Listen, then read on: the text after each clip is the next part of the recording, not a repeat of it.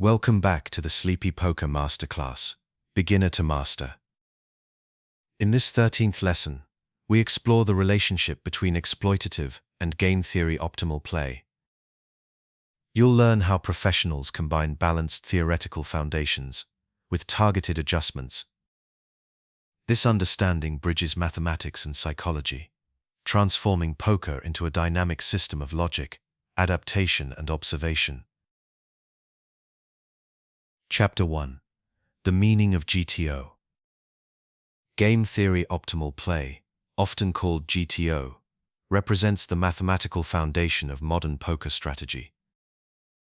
It is the theoretical point where every possible decision, bet, call, raise, or fold, creates a balanced system in which no opponent can exploit you.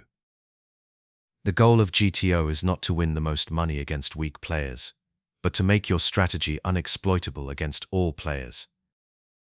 In simple terms, GTO creates equilibrium. For every value bet, there is an appropriate number of bluffs. For every check, there is a balanced range of strong and weak hands. The idea is that if both players follow optimal strategy perfectly, neither can gain an edge in expectation. Every deviation from balance creates potential profit for the opponent. GTO is not a guessing system, but a framework. It defines what correct frequencies look like over the long run. When applied correctly, it prevents players from overfolding, overcalling, or bluffing too often. It builds protection into every part of your range so that opponents cannot simply identify weakness and attack. This equilibrium approach is especially valuable in modern poker because players study each other through data, tracking software, and solvers. In environments where information is shared widely, balance becomes defense. It stops others from capitalizing on predictable behavior. However, GTO does not mean robotic play. Human execution of perfect balance is impossible. The true goal is approximation, playing close enough to equilibrium that opponents cannot easily identify mistakes. This creates a solid foundation from which controlled adjustments can be made when exploitable tendencies appear. For example, if theory says you should bluff the river 1/3 of the time, but your opponent always folds, you can increase bluffing frequency beyond theory to exploit that leak. Yet your starting point remains GTO. It anchors your decision-making in logic rather than emotion. Game theory optimal strategy is not a destination, but a compass. It points toward mathematical truth in a game filled with uncertainty. Players who internalize its logic gain structure, clarity, and resilience under pressure. GTO transforms poker from intuition-driven guessing into a disciplined system of probabilities and balance. Chapter 2. Origins of GTO Theory. The concept of GTO predates modern poker solvers.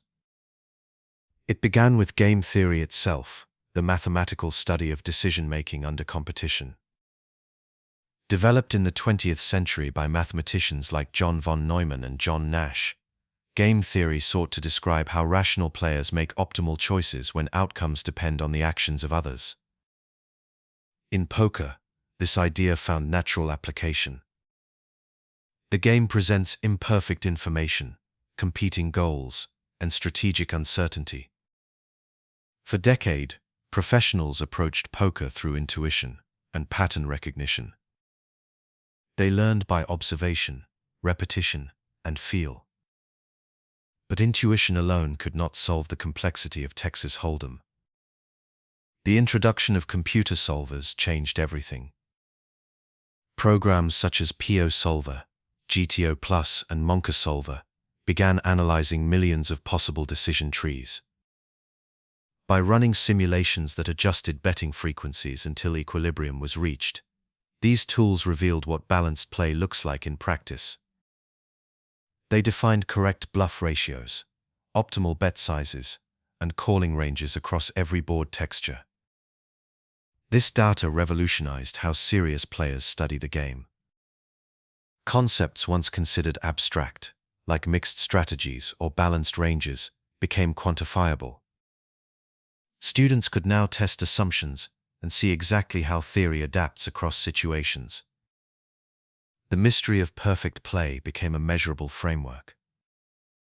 Over time, professional understanding evolved. Players realized that GTO was not meant to replace creativity, but to enhance it. Solvers did not dictate what must always be done. They showed what could not be exploited. Within those boundaries, personal style and psychological adaptation still thrived. Modern professionals use solvers as teachers, not masters. They study outputs to understand the logic behind equilibrium, then apply those lessons intuitively at the table. GTO provided structure, but the art of poker still relied on reading people, timing, and emotion control. The origin of GTO marked a turning point in poker history. It transformed the game from instinct to science, creating the balance between logic and psychology that defines elite strategy today. Chapter 3. The concept of balance. Balance is the heart of game theory optimal strategy. In poker, balance means your actions contain the correct ratio of value bets, bluffs, and neutral hands, ensuring opponents cannot exploit your behavior. Every betting line represents a story told through probability, and balance guarantees that no part of that story becomes predictable. In practice, balance is achieved by aligning your hand ranges with mathematical frequencies. When you bet, a certain percentage of those hands should be value. The rest should be bluffs. When you check, the mix should still contain strong and weak holdings. This prevents your range from becoming transparent. If you only bet when strong, your opponents fold too often. If you bluff too frequently, they call more. Balance restores equality between risk and reward. This equilibrium applies to every street of play. On the flop, balanced continuation betting means not over-representing either side of your range. On the turn and river, balanced aggression keeps opponents guessing. Even your check-fold frequency has a correct mathematical proportion within optimal play. Balance also applies to bet sizing. Small bets invite wide defense. Large bets polarize ranges. A balanced player uses both sizes correctly, small when range advantage is high, and large when representing extremes. Overusing one size creates patterns that attentive opponents can exploit. Maintaining balance does not mean splitting actions perfectly by count. Instead, it means distributing hands by equity and purpose. For example, weak draws might bluff at high frequency because they have little showdown value, while medium-strength hands may check more often to protect future streets. Each category contributes to a smooth, resilient range that withstands pressure. The practical value of balance is protection. When your strategy is balanced, even sharp opponents cannot find clear countermeasures. You remain unpredictable, forcing them into guessing games. Over time, this consistency produces stable results across all environments. However, perfect balance exists only in theory. Human players use balance as a guide, not an absolute rule. The goal is not to eliminate all patterns, but to reduce their clarity. Small imbalances can be intentional when they target known tendencies. The strongest players maintain balanced foundations, but lean toward exploitation when opportunity appears. Balance transforms poker from chaos into structure. It allows aggression without fear and defense without weakness. It is the invisible armor that makes every strategic move durable under scrutiny. Chapter 4. The Limits of GTO. Game theory optimal play represents perfection on paper, But real poker never matches the conditions of theory. GTO assumes two flawless opponents playing infinite hands with no emotion, fatigue, or external variables. In practice, poker is played by humans, imperfect, emotional, and constantly adapting. Recognizing these limits turns GTO from a rigid system into a flexible tool. One limitation is incomplete information. Solvers calculate equilibrium using full-range visibility. At the table, players estimate those ranges from limited data. Without perfect input, exact GTO accuracy becomes impossible. The value lies in approximating balance, not reproducing it precisely. Another limitation is time. GTO solutions often involve mixed strategies that assign exact percentages to each action.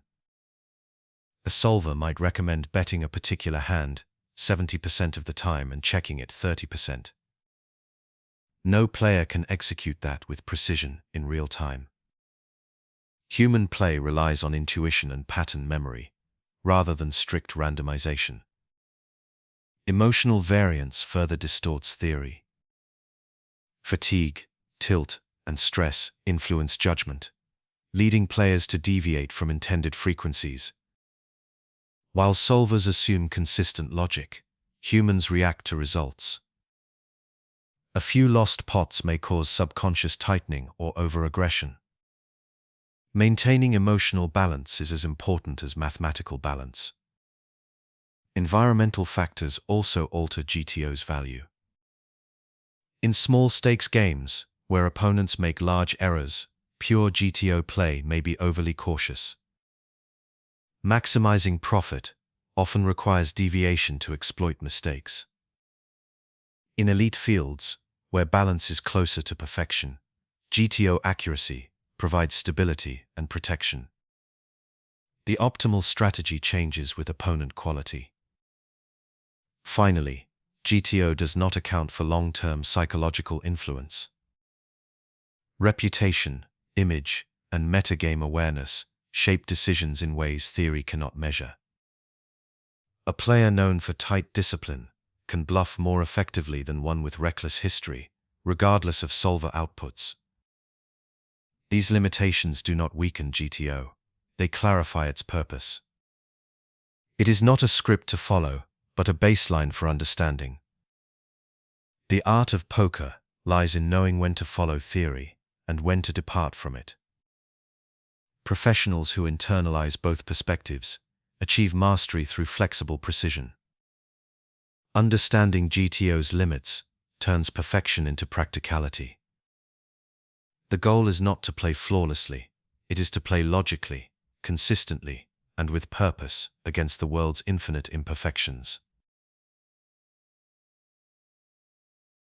Chapter 5: Exploitative Fundamentals.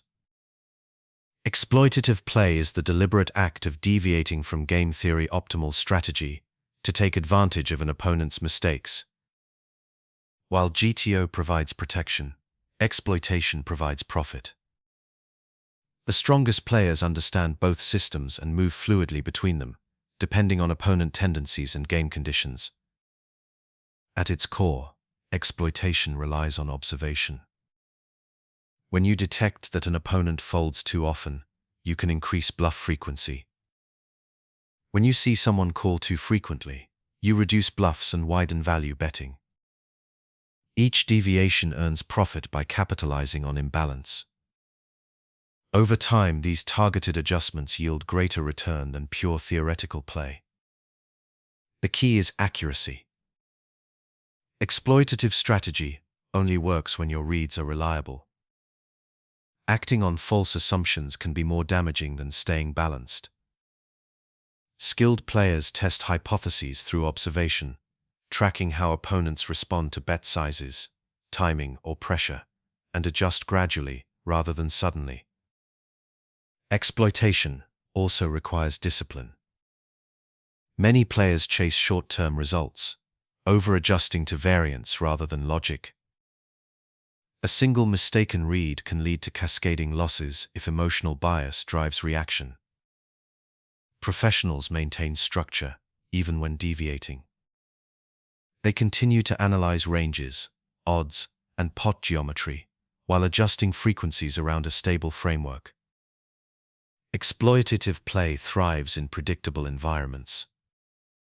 At low and mid stakes, where players exhibit consistent tendencies, deviations can be aggressive. In tougher fields, subtlety becomes essential. Overexploitation invites counterplay, if opponents adapt. Balancing your adjustments keeps your strategy resilient. Exploitation is not recklessness, it is controlled deviation. You are still applying logic, but you are weighting your decisions toward expected human error. The goal is not just to win a hand, but to extract the most value possible from flawed behavior. Professionals treat exploitation as a cycle: observe, adjust, confirm, and rebalance. When the environment changes, they revert to GTO foundations until new patterns emerge. This rhythm of adaptation maintains steady profit without exposing weaknesses. Exploitative poker represents the art within the science. It rewards intuition, guided by logic. It is the application of mathematics through human understanding, turning observation into advantage and precision into consistent success. Chapter 6: Identifying Population Tendencies. Population tendencies describe the collective habits and errors of a player pool. While individual reads are powerful, recognizing group-wide patterns allows for broad strategic adjustment without specific information. Understanding these trends is the foundation of practical exploitation. Different environments produce different tendencies. Online micro-stakes games often feature players who call too wide pre-flop, but fold excessively to large bets post-flop. Live recreational games tend to include passive calling stations, who rarely fold draws. High-stakes online fields lean toward balanced aggression and solver-inspired play. Each population carries its own strategic fingerprint. To identify these patterns, players study data. Hand histories, tracking software, and public databases reveal aggregate statistics. Metrics like fold-to-3 bet percentage, aggression frequency, and continuation bet rate highlight where populations deviate from theoretical norms. Even without software, consistent observation at live tables can expose the same information over time. Once tendencies are known, the adjustments become clear. Against players who overfold, increase bluff frequency and continuation bets.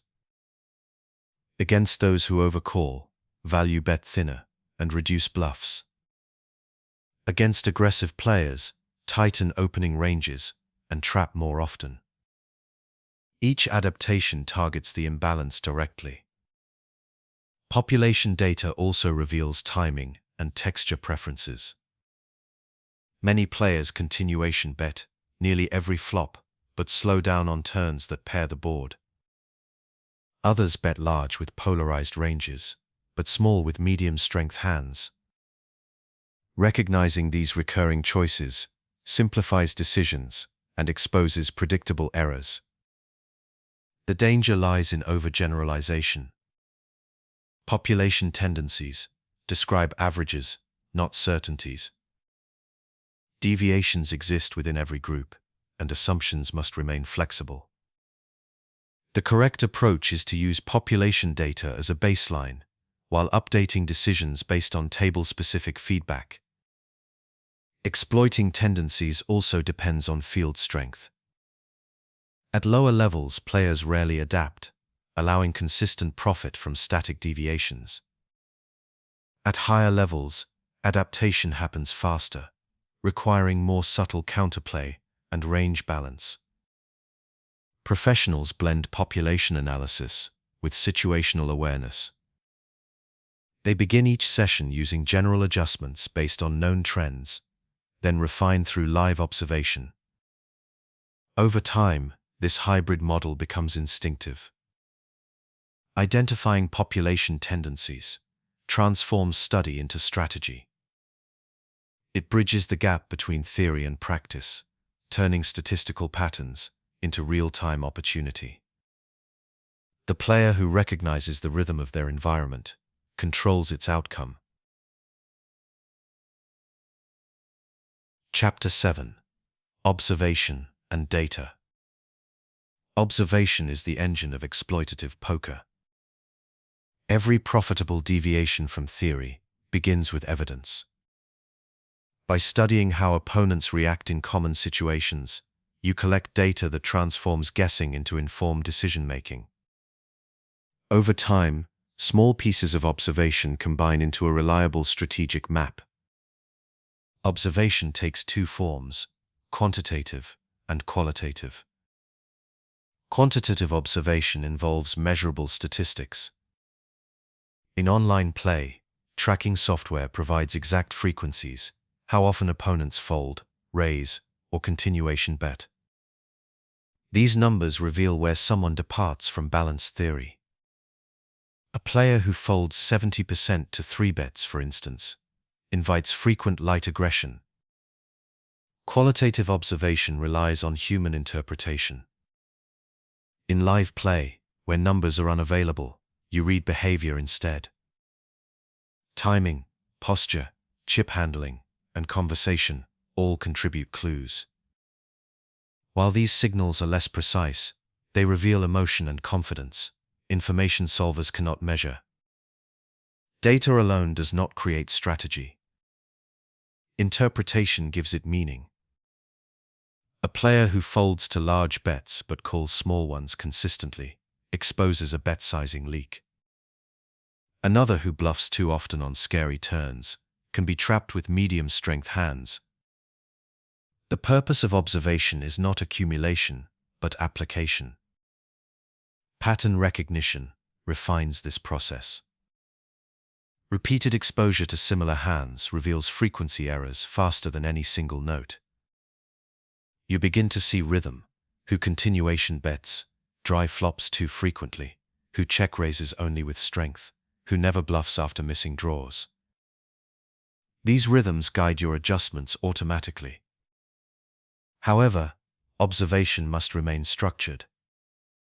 Confirmation bias, the tendency to see what you expect, distorts accuracy. Professionals counter this by verifying reads over multiple instances before acting. They treat every assumption as temporary until proven consistent. Technology enhances observation, but does not replace judgment. Solvers can show what optimal play looks like, but only live data shows how far your opponents deviate from it. The balance between theoretical knowledge and observed behavior defines modern poker skill. Observation is not a one-time task, but a continuous cycle. Each hand provides information for future use. The sharper your attention, the smaller your mistakes, and the faster you adapt. Data turns chaos into clarity, giving structure to every exploitative adjustment you make. Chapter 8. Adjusting to opponents. Once tendencies are identified, adjustment becomes the weapon that converts observation into profit. The process begins with understanding which habits create imbalance, then structuring countermeasures that exploit those habits efficiently. Effective adjustment is precise, not reckless. The simplest adjustments follow logical opposites. If an opponent folds too often, bluff more. If they call too often, value bet thinner. If they raise continuation bets frequently, tighten your flop betting range and respond with more traps. Each adaptation directly targets an error without overexposing your own range. Adjustment also requires proportionality. Overreacting to a small sample of behavior can create new weaknesses. If you bluff excessively against a tight player who suddenly calls lighter, the advantage disappears. Good adjustments are gradual. Professionals shift frequencies in increments, testing reactions before committing fully. Another key concept is feedback. Each adjustment generates a response that must be monitored. If an opponent adapts, return to balance. If they remain static, continue exploiting. This feedback loop defines high-level play. The goal is dynamic control, constantly realigning your strategy with the evolving environment. Opponents fall into broad categories that simplify adjustment. Passive players invite aggression. Aggressive players invite traps. Analytical players require balance, while emotional players respond predictably under pressure. Recognizing these categories helps determine the best method of deviation. Position amplifies adjustment potential. Acting last allows flexibility to exploit patterns confidently.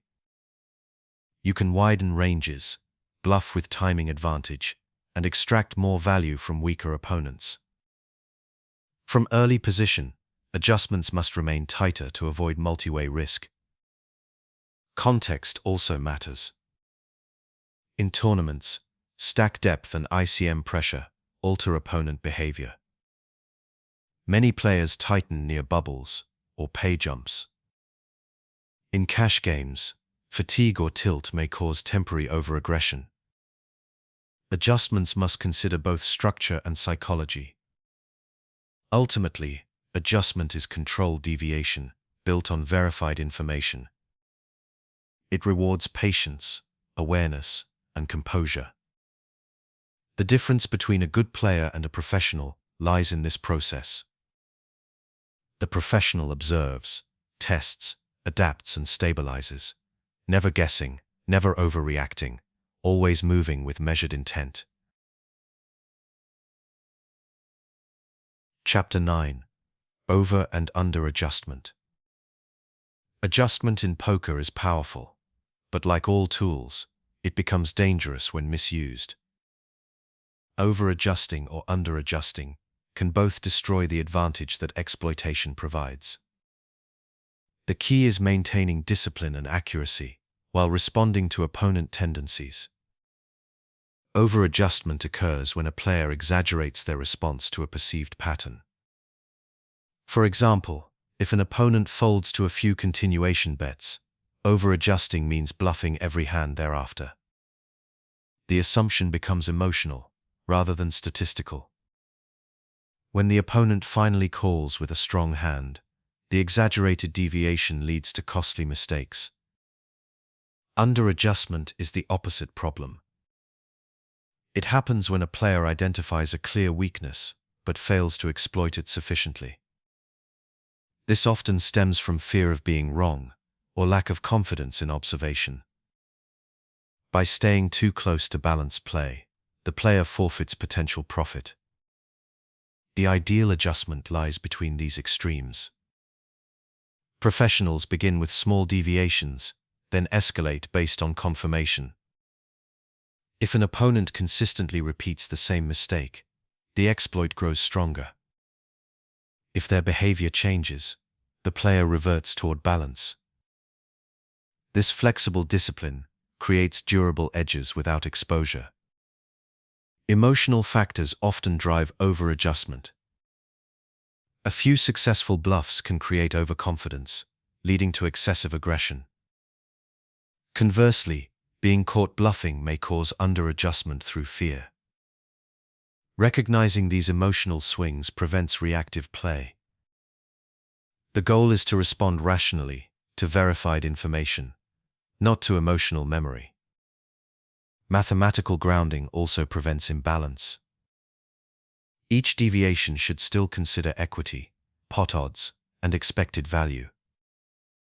Even when exploiting tendencies, the play must remain within profitable parameters. Deviations that ignore math risk long-term instability. Tournament structures amplify the danger of over-adjustment. Near bubbles or pay jumps, players often tighten dramatically. Exploiting this makes sense, but pushing too far risks elimination. Cash games provide more freedom, but even there, extreme deviations can lead to predictable counterplay. Maintaining balance within exploitation ensures that your strategy evolves with stability. Think of it as a pendulum. You can swing toward deviation for profit, but always return toward center before imbalance grows visible. The ability to fine-tune this rhythm defines professional consistency. Poker rewards those who observe precisely and act proportionally. The more refined your adjustments, the more sustainable your advantage becomes. Exploitation without control creates volatility. Controlled exploitation creates mastery. Chapter 10.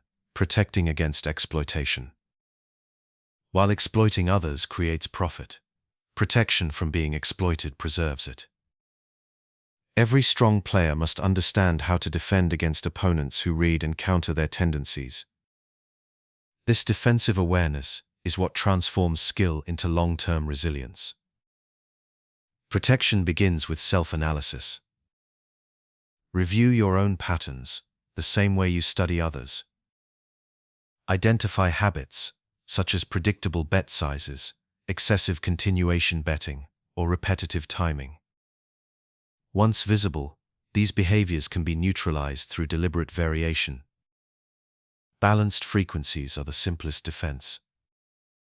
When your bluffs and value bets align correctly, opponents cannot determine which category a hand belongs to.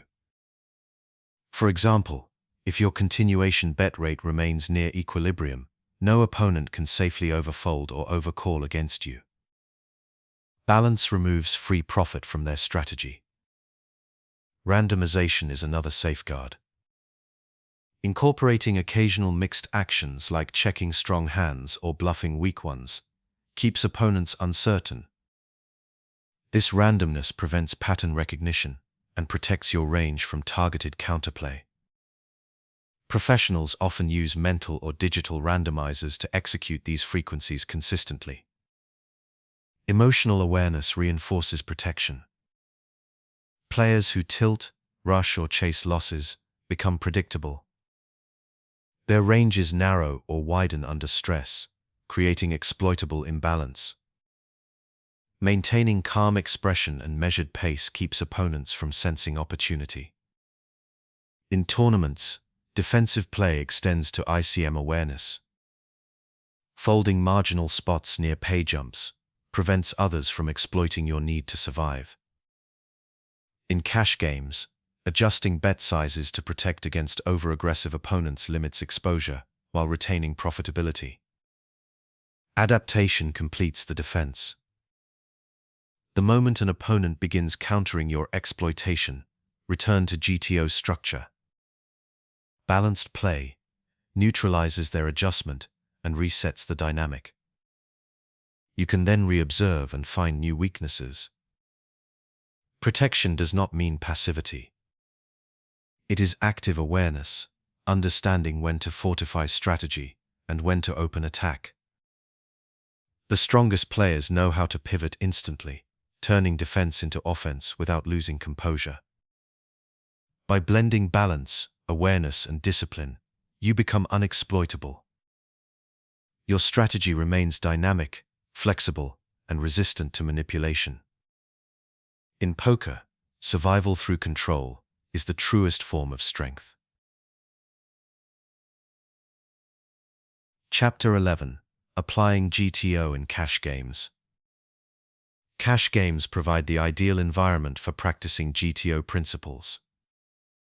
Because blinds remain constant and stacks are deep, situations repeat often enough for equilibrium strategy to show consistent value.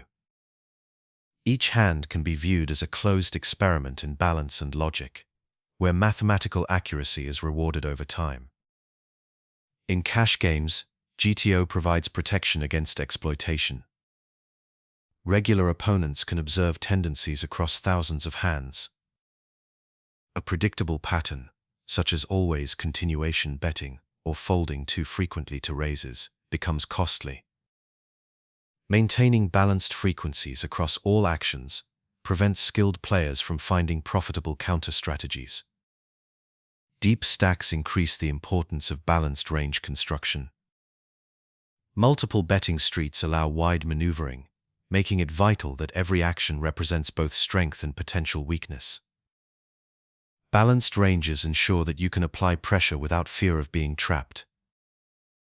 For example, mixing checkbacks with strong hands protects your checking range, while occasional bluffs strengthen your betting range. Bet sizing also follows equilibrium principles. Solver studies show that each size serves a strategic function. Small bets apply frequent pressure with limited risk, while large bets polarize ranges and force stronger reactions. Rotating between these sizes based on board texture maintains theoretical soundness, while obscuring intention. Defensive balance is equally important. When facing aggression, GTO dictates that you must defend enough of your range to prevent opponents from auto-profiting with bluffs. This is where minimum defense frequency (MDF) comes into play, a mathematical threshold that determines how often you must continue to keep your opponent's bluffs indifferent. Even without calculating it exactly, understanding its concept keeps your defense rational and structured. Cash games also allow iterative learning. Because you can reload and revisit similar spots, every session reinforces equilibrium concepts. Over time, these repeated scenarios develop intuition, aligned with solver logic. You begin to feel balance, rather than force it consciously.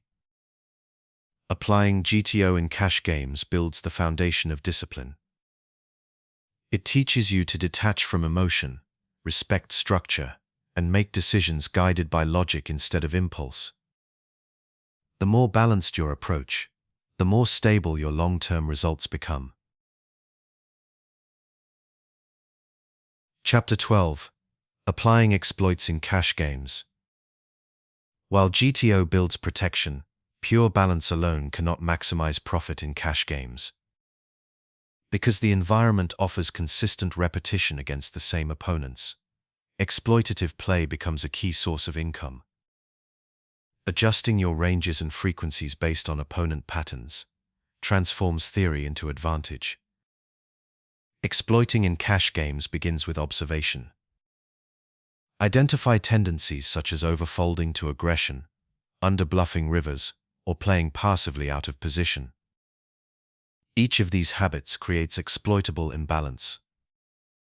Once verified through repeated observation, you can shift your strategy accordingly, expanding bluff frequency against cautious players and tightening ranges against loose callers. Stack depth further enhances exploitative potential. Deep stacks create room for multi-street planning, allowing traps, thin value bets, and dynamic pressure. For instance, against opponents who fold too often to large turn bets, overbetting turns becomes profitable even with moderate equity. Against those who call too wide, small bet sizes extract steady value over time. Exploitation also thrives through positional awareness. You can widen your opening range in late position when opponents behind you play too tight, or you can isolate weaker players who call too much from the blinds. Positional advantage magnifies every exploit because it adds informational control to strategic intent. The key to profitable exploitation is precision.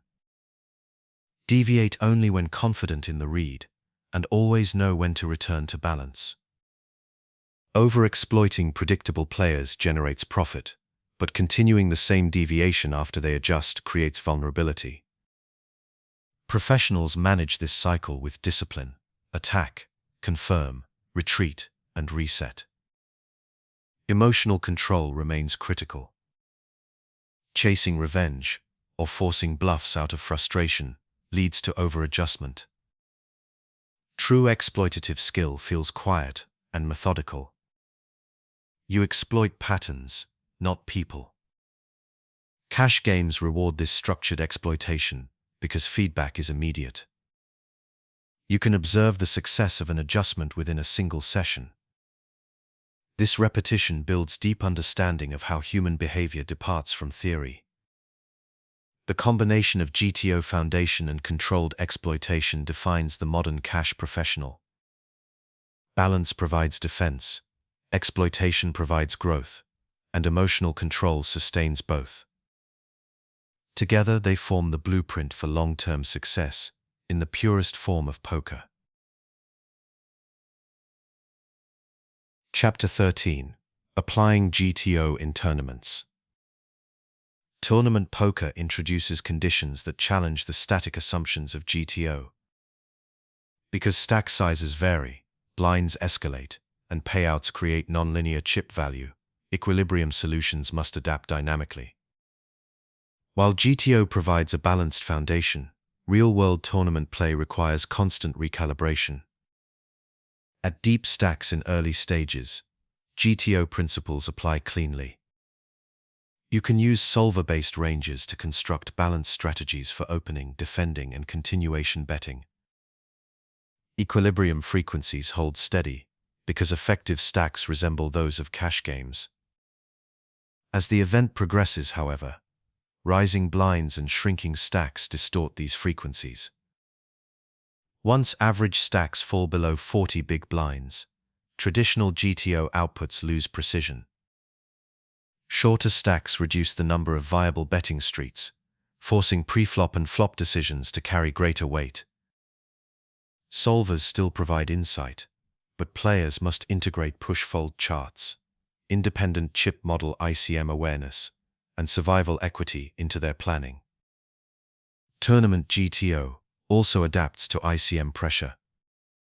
Near bubbles or pay jumps, equilibrium play becomes tighter.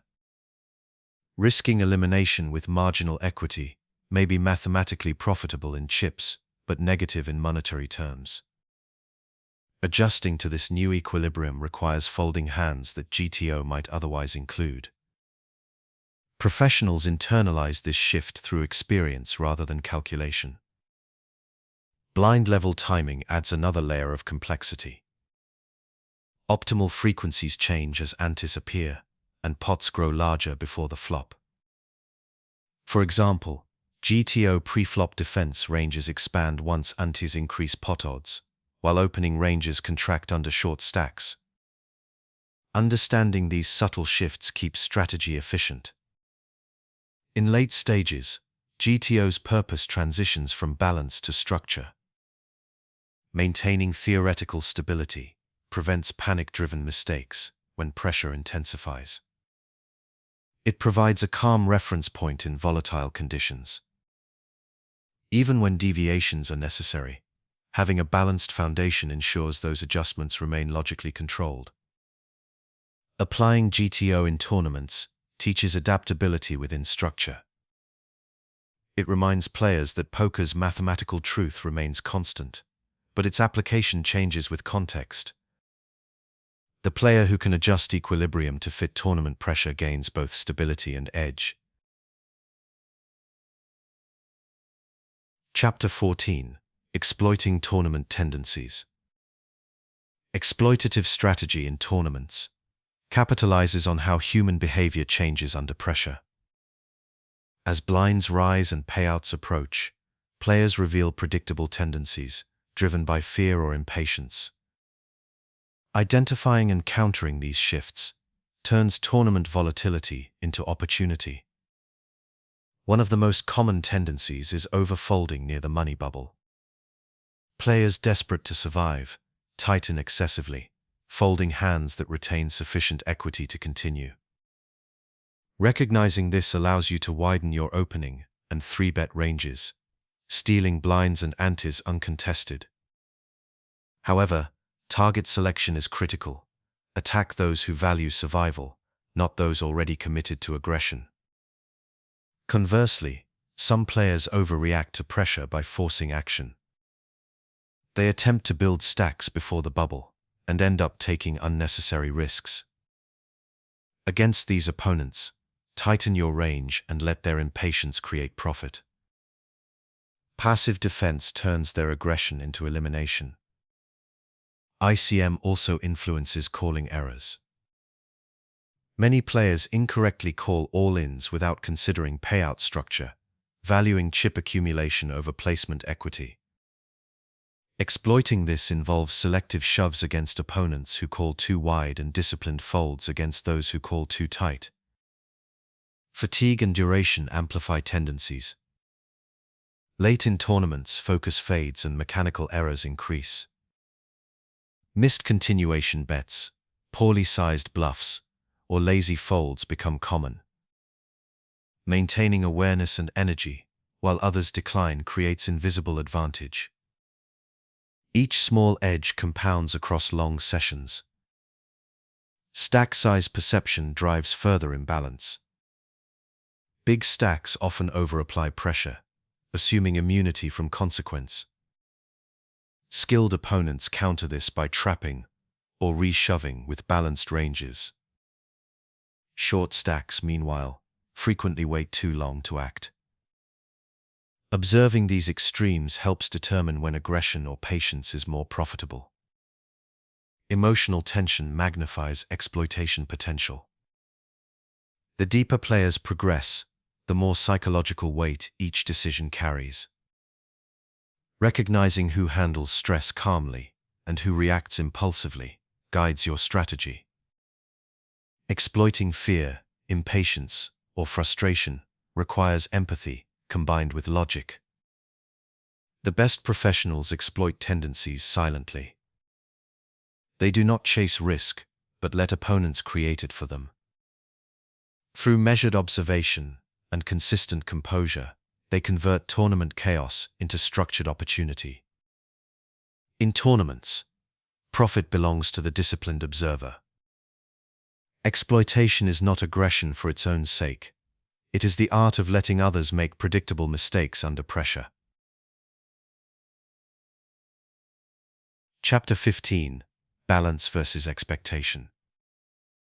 The relationship between balance and expectation defines how theory meets reality in poker. Game theory optimal play guarantees protection, but not necessarily maximum profit. Exploitative play, on the other hand, seeks to increase expectation by targeting mistakes, even at the cost of vulnerability. Understanding when to favor one over the other shapes every advanced player's identity. Balance exists to prevent loss. It ensures that opponents cannot profit from your predictability. Against skilled and observant fields, this foundation is essential.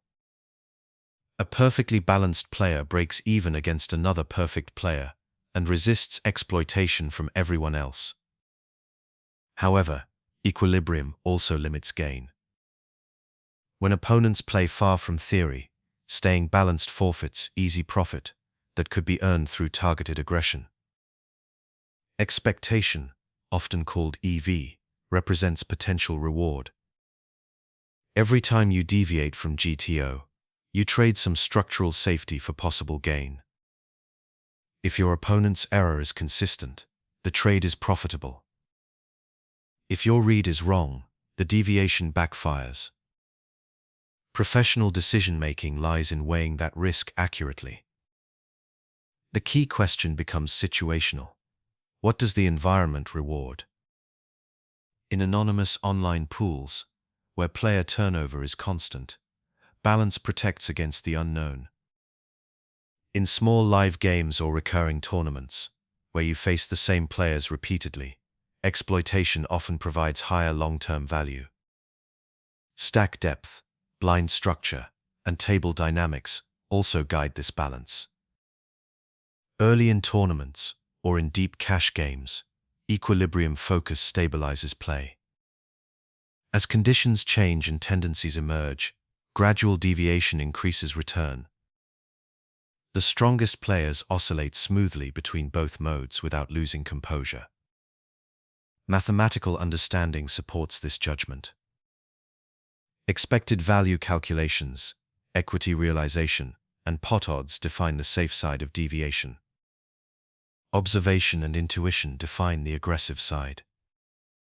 Combining both transforms poker into a continuous negotiation between theory and practice.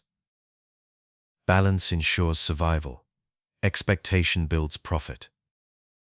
The masterful player maintains both, choosing harmony over extremes.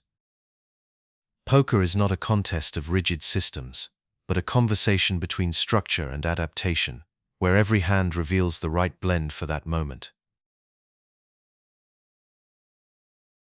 Chapter 16. Bluffing frequencies and ratios. Bluffing represents the most visible intersection of GTO theory and exploitation. The art lies not in random deception, but in mathematical balance and situational timing. Understanding how often to bluff and when to exceed that frequency creates both protection and profit. Game theory optimal bluffing frequency is determined by pot odds. When an opponent faces a bet, they must defend often enough to make bluffs unprofitable. For example, if you bet half the pot, your opponent is receiving 3-to-1 odds and must call 25% of the time to prevent automatic profit. GTO bluffing frequency mirrors this logic, ensuring that your bluffs and value bets align proportionally. In practice, few players maintain those exact ratios. Most either bluff too much from impatience or too little from fear. Identifying which side your opponent falls on defines your adjustment. Against overbluffers, expand your calling range. Against underbluffers, fold more frequently and trap with strong hands. Exploitative bluffing expands beyond numbers. Emotional and psychological factors influence success. Players under stress fold more readily. Those chasing losses call too often. Reading posture, timing, and chip handling reveals who is emotionally ready to release or resist. Position affects bluffing ratios as well. Acting last allows observation of weakness and ensures maximum control over pot size. Bluffing out of position demands greater equity because future streets remain uncertain. Professionals time their bluffs through rhythm and board coverage, not impulse. Balanced bluffing also includes semi-bluffs, hands that can improve on later streets.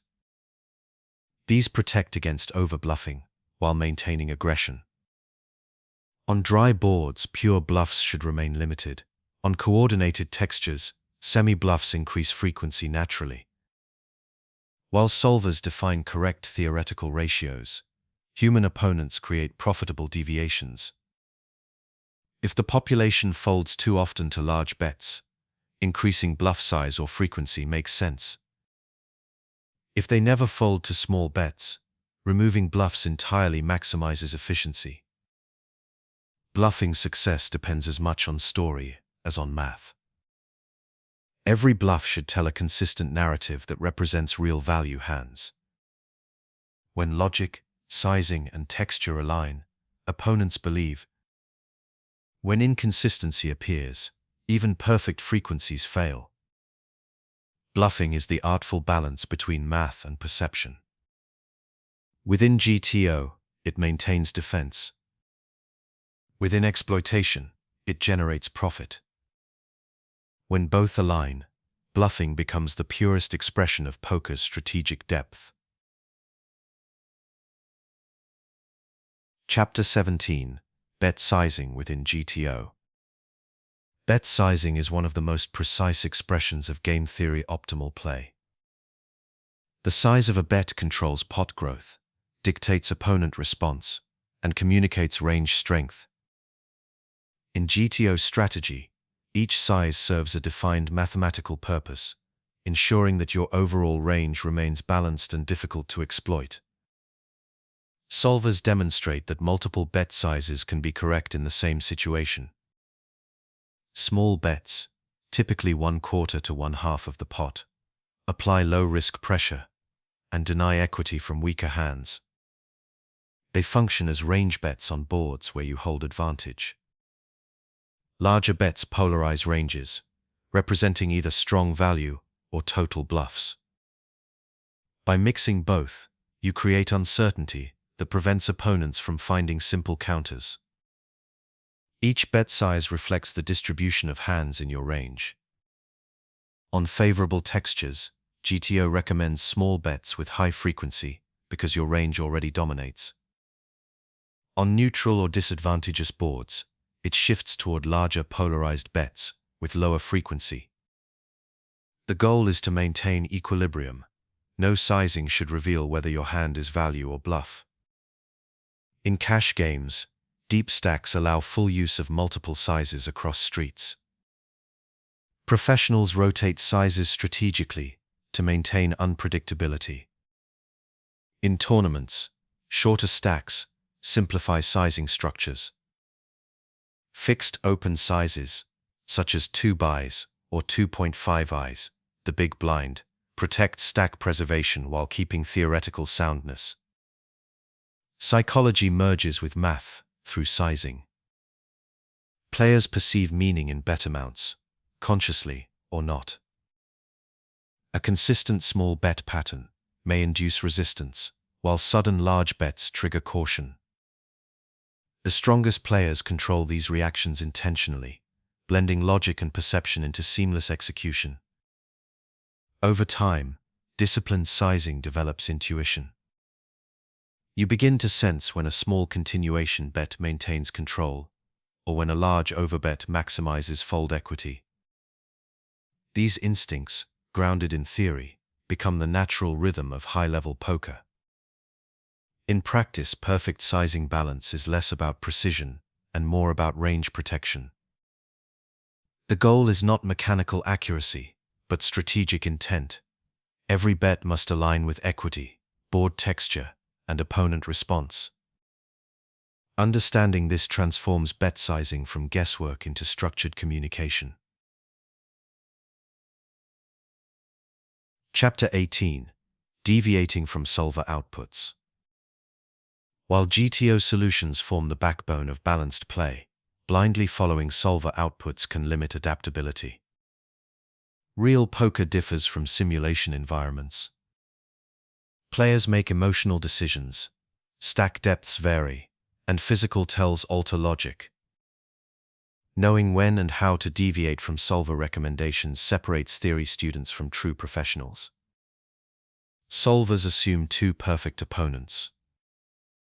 In live games or online pools, that condition rarely exists. If opponents consistently deviate, continuing to mirror theoretical strategy wastes profit. Exploitation begins where theory ends, at the intersection of human imperfection. Deviating effectively requires understanding why solvers recommend specific actions. For example, a solver might bluff with certain low-equity hands to maintain balance. Against opponents who never fold, those bluffs lose value and should be removed. The adjustment is logical, not emotional. You deviate because expected value changes, not because of temporary frustration. Stack sizes and rake structures also justify deviation. In low-stakes cash games, rake reduces small pot profitability, making larger bet sizes more efficient. In tournaments, ICM pressure encourages tighter ranges than solvers assume. Each format demands custom adaptation of equilibrium logic. Timing matters. Deviation without evidence becomes guesswork. Professionals gather data through observation, testing minor changes before committing to full shifts. When a population repeatedly exhibits one-sided tendencies, permanent adjustments follow. Psychological awareness further supports deviation. Solvers cannot measure fear, fatigue, or ego, yet these factors dominate human decision-making. Recognizing when an opponent plays emotionally allows deviation far beyond theoretical ratios. In these moments, intuition guided by logic yields greater accuracy than strict adherence to output. Despite their brilliance, solvers are tools, not authorities. Their value lies in explanation, not imitation. They reveal underlying principles, range coverage, frequency balance, and sizing structure that inform human adaptation. The real art lies in knowing when to trust numbers and when to trust context. Deviation from GTO is not rebellion against theory, it is the evolution of it. Professionals move fluidly between mathematics and perception, guided by reason rather than rigidity. Mastery begins when you understand not just what the solver says, but why, and when you recognize the perfect moment to go beyond it. Chapter 19: Emotional Influence on Deviation. Emotions influence poker decisions more than most players realize. Even technically skilled players deviate from optimal play when emotion overrides logic. Understanding how emotion interacts with theory helps maintain balance and prevents self-inflicted exploitation. Every player experiences emotional triggers, losses, mistakes, or fatigue that distort reasoning. Anger leads to overaggression, fear causes excessive folding, and frustration narrows perspective. These reactions shift decision-making away from equilibrium, exposing leaks that observant opponents exploit. Emotional deviation is often more costly than strategic miscalculation. The first step toward control is recognition. Emotional awareness means identifying physiological signals of imbalance, racing heart, shallow breathing, or restless thought. Professionals train to notice these cues early and reset before they affect play. Simple techniques such as deep breathing, structured pauses, or focusing on posture restore composure quickly. Preparation prevents emotional drift. Rest, nutrition, and mindset training reduce volatility long before a session begins. Players who treat poker as a mental sport, not a gamble, enter games with stable focus. Emotional control becomes routine rather than reactive. In theory, GTO assumes emotionless execution. In practice, humans require structure to sustain balance. Having preset rules such as when to end a session or take breaks after significant losses protects against tilt. Professionals know that leaving the table at the right time preserves more profit than fighting through unstable play. Observation also applies inward. Just as you study opponents for patterns, analyze your own. Track when emotional decisions occur and under what conditions. If aggression increases after losing big pots, set safeguards. If caution spikes when deep in tournaments, remind yourself of logic and calculated risk. Awareness transforms emotion from weakness into data. Controlled emotion can also enhance performance. Confidence fuels decisive action when logic supports it. Calm aggression creates pressure opponents cannot manage. The goal is not elimination of emotion, but alignment, channeling energy into clear, rational play. Poker mirrors life. Emotion cannot be removed, but must be managed. The player who remains composed under pressure gains an invisible edge, maintaining consistent decision-making, while others collapse into volatility. Emotional balance is the bridge between technical skill and professional longevity. Chapter 20: Mixed Strategies. Mixed strategies form the backbone of balanced poker. They ensure that every action in your range includes both strong and weak holdings, making your decisions unpredictable. Solvers achieve this mathematically by assigning probabilities to each move, but human players apply it through intuition and structure. The purpose of mixed strategy is to prevent exploitation. If you always continuation bet top pair, opponents can fold weak hands without penalty. If you always check medium strength, they can bluff freely. Mixing actions breaks these patterns, forcing opponents to remain uncertain. In practice, mixed strategies are not random, but weighted. A hand might be played as a bet, 60% of the time, and as a check 40%. The exact ratio depends on board texture, position, and opponent behavior. Professionals internalize these ratios until they feel natural, creating balanced unpredictability without mechanical calculation. Randomization tools can assist this process. Online players may use digital timers or number generators to decide between actions when frequencies are close. Live players simulate randomness through subtle routines, such as basing decisions on card suits or mental counts. The goal is consistent variation that maintains credibility. Mixed strategies also apply to bet sizing. Using multiple sizes across identical textures keeps opponents guessing about range strength. Sometimes a small bet represents thin value, other times it disguises a bluff. The mix ensures no single size reveals intent.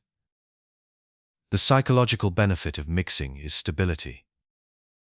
Players who operate within structured variety avoid emotional reaction. When outcomes fluctuate, they can rely on process rather than result.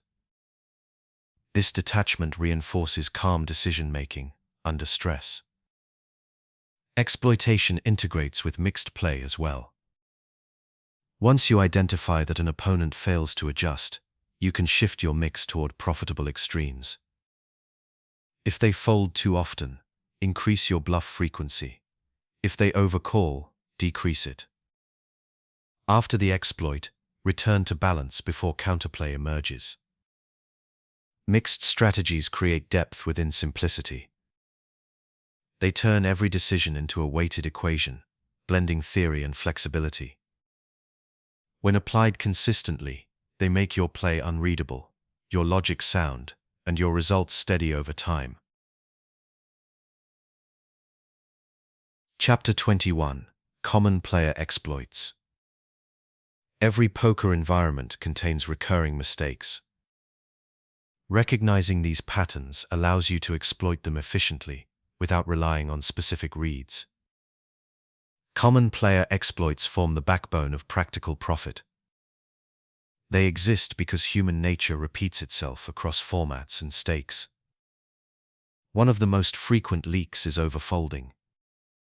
Many players avoid confrontation, folding too often to aggression.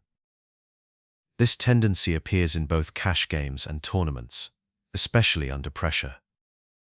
The exploit is straightforward: bluff more frequently and size bets to maximize fold equity. Maintaining balanced frequencies prevents predictability while increasing profitability.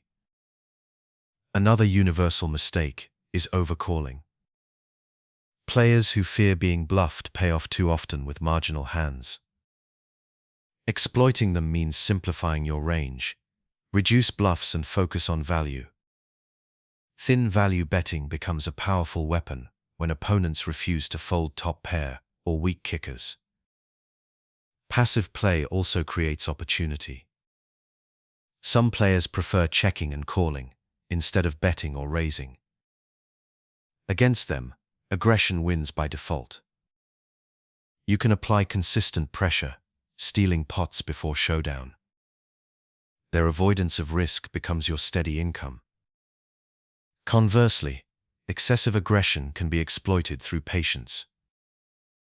Players who bluff too frequently create predictable imbalance. Against them, expand your calling range, slow play strong hands, and allow them to overextend. Letting an aggressive opponent trap themselves produces consistent returns without taking unnecessary risks. Timing errors reveal additional leaks.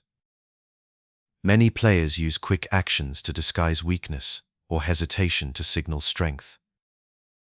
Observing these tendencies over time clarifies decision points.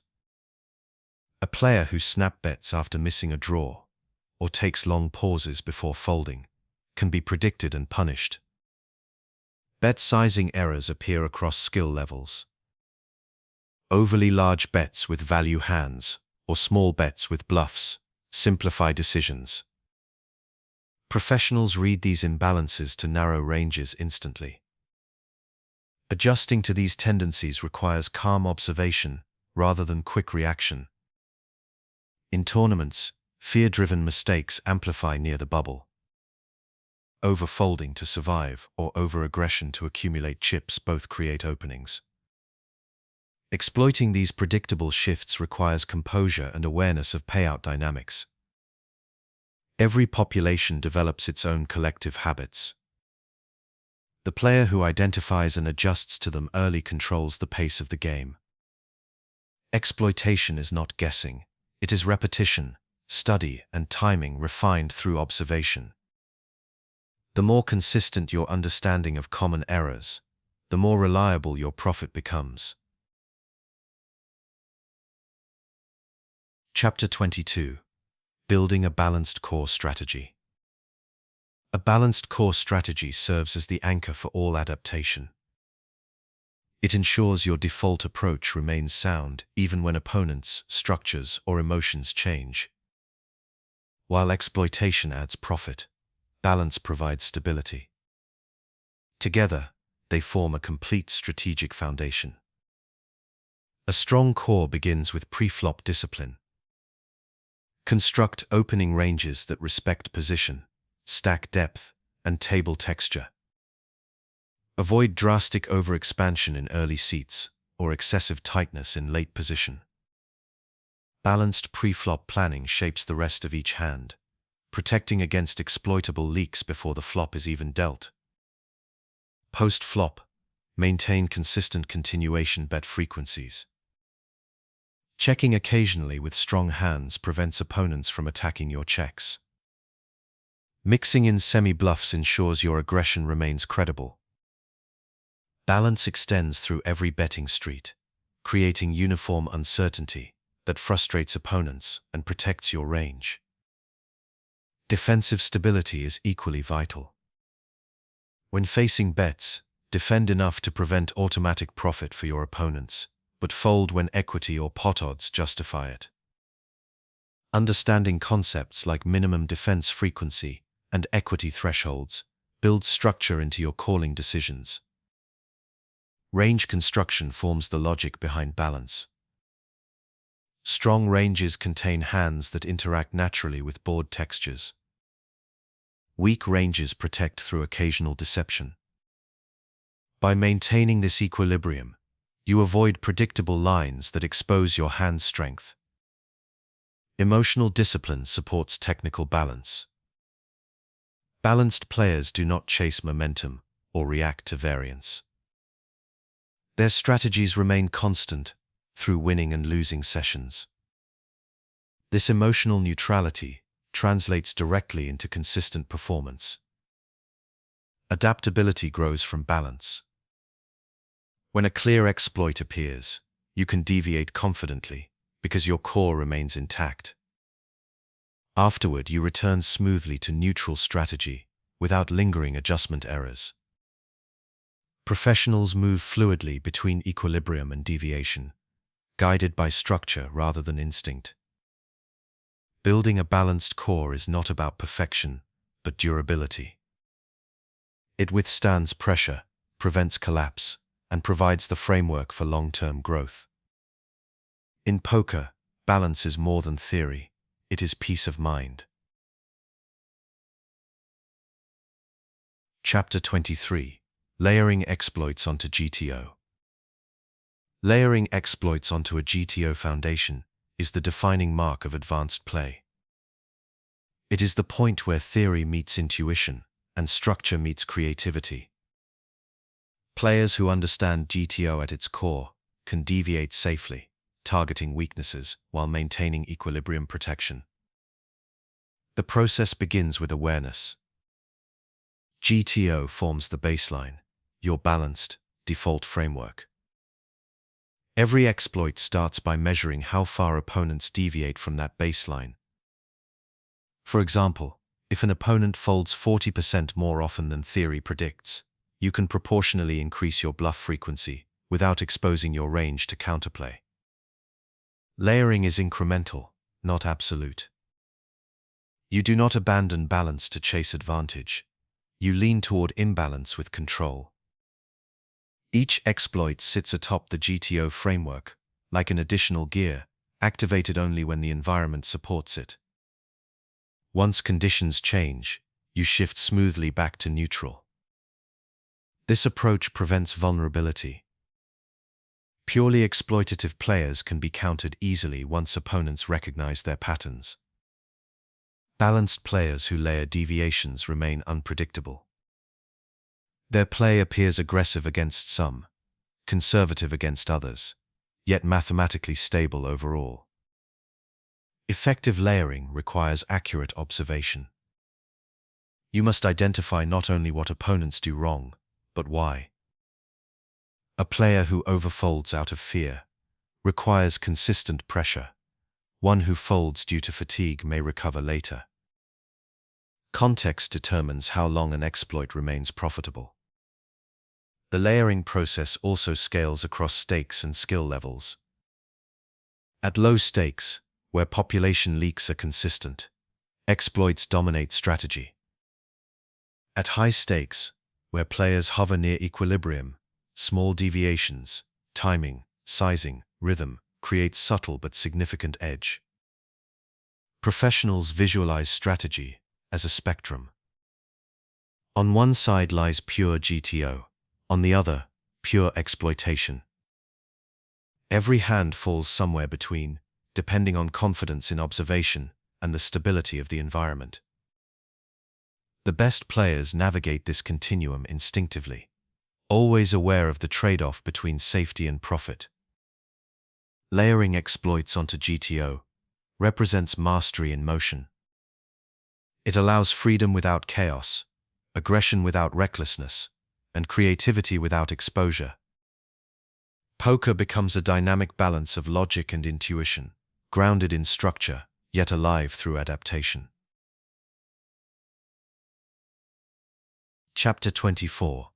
Solver Study and Practical Drills. Solvers are the modern laboratory of poker. They reveal how optimal strategies behave under controlled conditions, offering insight that once required years of experience. Studying solvers correctly turns abstract theory into usable skill. The key lies not in memorization, but in understanding the reasoning behind every solution. Effective solver study begins with simplification. Focus on common situations, button versus blind, single raised pots, or three-bet pots in position. Explore how solvers adjust ranges across textures and bet sizes. Take notes on recurring patterns, such as when they prefer small continuation bets, or when they mix checks with strong holdings. These principles, not exact numbers, build intuitive understanding. Visualization enhances retention. Review solver outputs by comparing range charts visually. Notice how hand categories shift between betting, checking, and folding based on board texture. This repetition trains recognition rather than recall, allowing real-time decision-making that feels natural instead of forced. Practical drills reinforce this learning. Choose specific spots, like defending big blind versus cutoff open, and practice playing them with theoretical accuracy. Then introduce variations, such as wider opponent ranges or different bet sizes, to test adaptability. Regular drilling develops reflexes, aligned with theory. Avoid the trap of overdependence. Solvers are guides, not oracles. Real games include human tendencies, fatigue, and misjudgments that no algorithm can predict. After studying optimal outputs, always ask how the typical player in your environment differs. The gap between solver truth and population behavior is where profit lives. Group study accelerates progress. Discussing solver results with peers exposes blind spots and encourages critical thinking. Explaining a concept aloud reinforces understanding and reveals weak areas needing refinement. Finally, balance theory, with intuition. Use solvers to understand structure, but let observation dictate adjustment. The goal is not perfect recall of frequencies, but calm confidence in logic. When solver study becomes habit, your decision-making grows measured, precise, and flexible. Solver work is not about memorizing answers. It is about learning to think like equilibrium itself. With consistent practice, you develop the clarity to act decisively, whether playing theory perfect or exploiting imperfection. Chapter 25. Modern Professional Application. Modern professionals integrate both GTO and exploitative principles seamlessly. They treat theory as a base structure and observation as a live signal. This combination creates adaptability across all environments, from deep-stacked cash games to short-handed tournament finals. Contemporary players train extensively with solvers, but never stop thinking independently. They use equilibrium concepts to understand how balanced ranges interact, but they interpret those patterns through the lens of psychology, fatigue, and emotion. Theoretical perfection becomes a tool, not a target.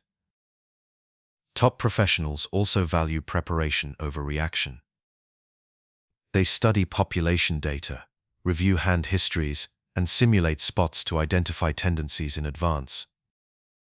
This allows them to enter games with a plan that blends mathematical balance and exploitative awareness. They are never guessing, they are confirming. For instance, players such as Justin Bonomo or Stephen Chidwick use solver study to internalize balanced frameworks. During play, they deviate intuitively based on table flow and opponent behavior. Their success comes from switching seamlessly between precision and perception. They rely on structure for defense and intuition for offense. Another hallmark of professional application is emotional neutrality. Professionals manage pressure through habit and routine. They do not chase perfection or punish themselves for variance.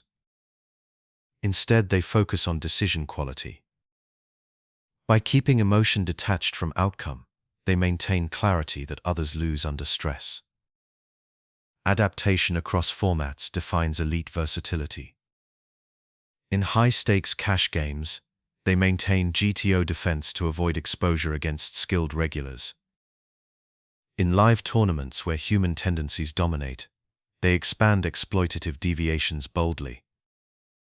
Each format becomes a new environment, with distinct strategic balance. Technology continues to shape the modern approach.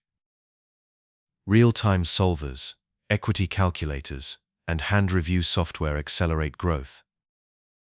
Yet the underlying discipline remains unchanged: logic, patience, and awareness. Tools evolve, but the foundation stays human: calm reasoning applied through consistent practice. Professional application represents the synthesis of theory, observation, and composure.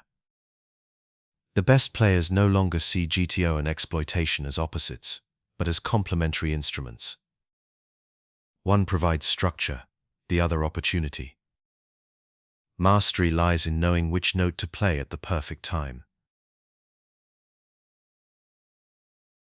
Chapter 26.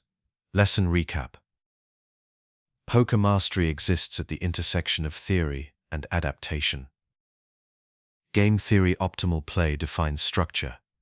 Exploitative play defines opportunity. Together, they form a complete model for long-term success in any environment. GTO provides protection. It creates balance across ranges, ensures mathematical discipline, and prevents exploitation. It teaches patience, logic, and consistency. When you follow GTO principles, your strategy remains stable, even against world-class opponents. Exploitative play provides growth. It rewards awareness, observation, and courage. By identifying and exploiting tendencies, you transform others' mistakes into steady profit. Exploitation turns theoretical knowledge into practical advantage. Throughout this lesson, we explored how these systems coexist. We examined how solvers define equilibrium, how professionals interpret deviation, and how human psychology interacts with mathematics. You learned that theory is not rigid, it is a guide for adaptability. Balance and deviation operate as tools within a single framework. GTO sets the boundaries, exploitation expands them. The complete player understands both worlds, adjusting naturally between stability and aggression. The modern game demands this duality.